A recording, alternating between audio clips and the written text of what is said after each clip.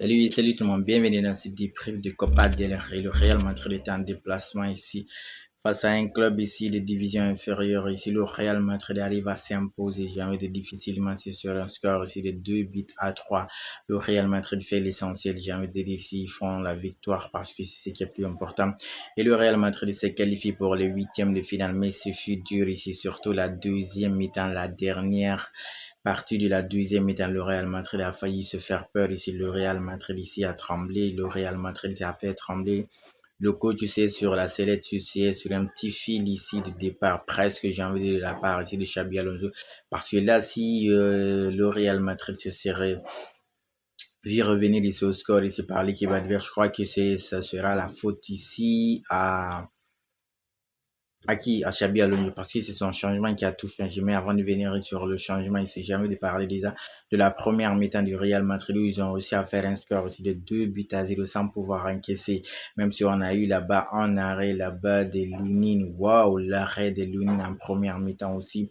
Avant que même le Real Madrid ne marque, si cela prouve suffisant cette saison, le Real Madrid a toujours eu besoin de son gardien, que ce soit Thibaut Courtois ou Lunin pour les sauver. Mais là, dans ce match déjà, en première mi-temps, ici, on a vu le classement ici de Xabi Alonso. Il vient de mettre ici Hendrik, Gonzalo Garcia, les enfants ici, Mastantuono, accompagné par eux là-bas devant Kylian Mbappé. Au milieu, Dani Ceballos et Arda Güler récupèrent ici sa place de titulaire. Top performance de la part d'Arda Güler. Je vais revenir lui aussi sur sa performance. Mais la première occasion de ce match, on a vu c'est un ballon ici centré, ici extérieur, ici du jeune Hendrick ici à Kylian Mbappé. Kylian Mbappé, il fait contrôle vers le pied droit. Ici, ça vient sur son pied gauche.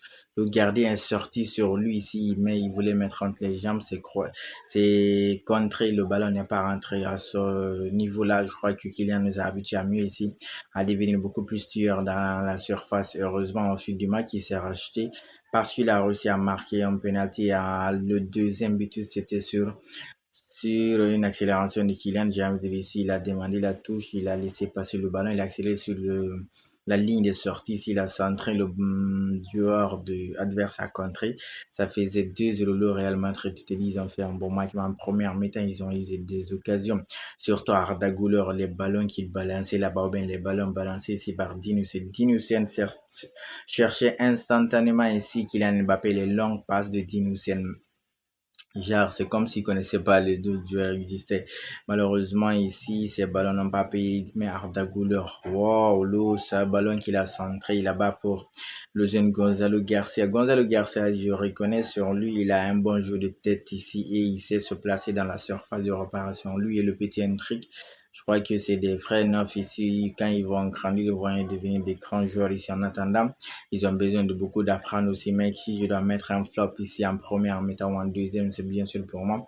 Gonzalo Garcia n'a pas été beaucoup vu ici, même si Mastantuono aussi n'a pas été trop vu. Mais lui, quand même, il a tenté, il a essayé. Sur la première mi-temps, je retiens ce que j'ai envie de dire ici sur ces deux buts ici et les occasions ratées de Kylian Mbappé. Quoi d'autre encore? L'arrêt de Lunin. Deuxième mi-temps, ils rentrent, ils sont menés, ils ont gagné, ils gagnent, j'ai envie de dire ici, sur un score de 2-0.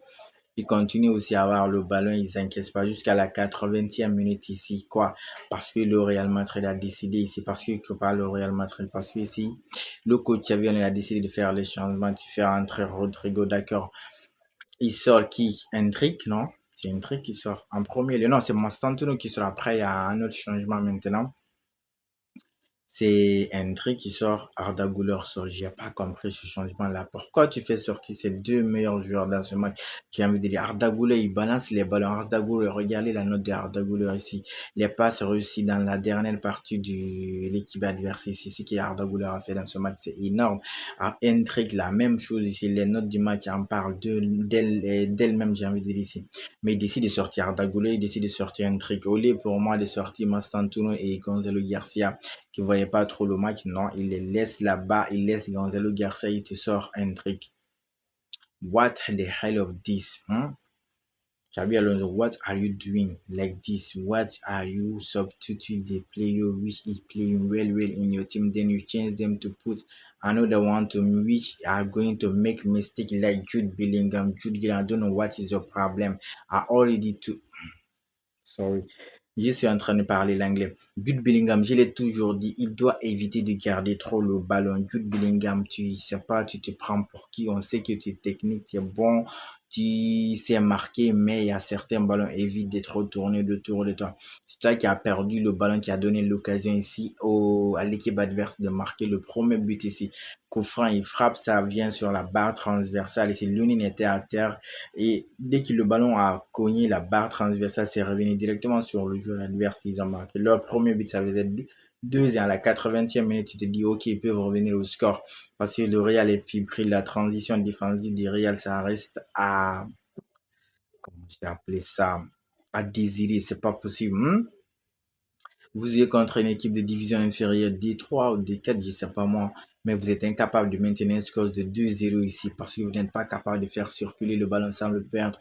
Vous avez fait un bon pressing, j'ai envie de dire ici, mais ça, le fait d'encaisser ici ce but-là, c'est pas bon. Et comme si ça suffisait pas, Kylian a réussi quand même à marquer le troisième but ici qui vous soulage, qui vous donne ici le souffle de finir très bien le match. Mais malgré ça, qui s'est fait avoir encore, c'est le latéral gauche Franck Garcia. Toi, j'ai toujours dit, et chaque décret, jamais de l'étiver.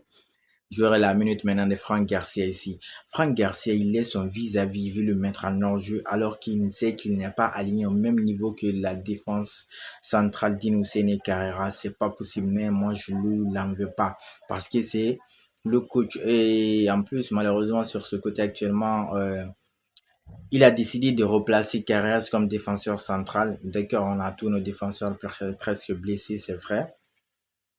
Mais Carrera, c'est meilleur en tant que latéral. Tu pouvais remplacer Chouameni comme défenseur central, surtout face à une équipe de division inférieure. Ici, Franck Garcia, tu le mets au banc, tu le fous au banc, c'est pas possible. C'est sur ce ballon, ils ont centré. Le centre qu'il a envoyé, le latéral droit aussi, c'était un petit de la Castilla, je crois qu'ils ont fait monter. Lui aussi, il n'était pas proche de son vis-à-vis. C'est lui qui a marqué le deuxième. Ça fait 3-2 ici dans les 3 temps additionnels, les 3 minutes de temps additionnels. Real Madrid s'est fait peur. Il pouvait se faire revenir au score. Sur un score de 3-3, les amener en prolongation. Heureusement, j'ai peur pour Xabi Alonso. Hier, quand ils ont sifflé, genre, j'ai vu Xabi Alonso se dire, c'est pas possible. Ça échappe, mais il y a du travail. C'est pas bon du tout. C'est pas bon. C'est fébrile. Dans une transition défensive, rien. Pas de contenu. Tu sors Dagouleur qui faisait un match, une masterclass là-bas. Tu sors un trait. Qu'est-ce que tu veux? Ça, c'est de ta faute. Tu reposes Vinicius.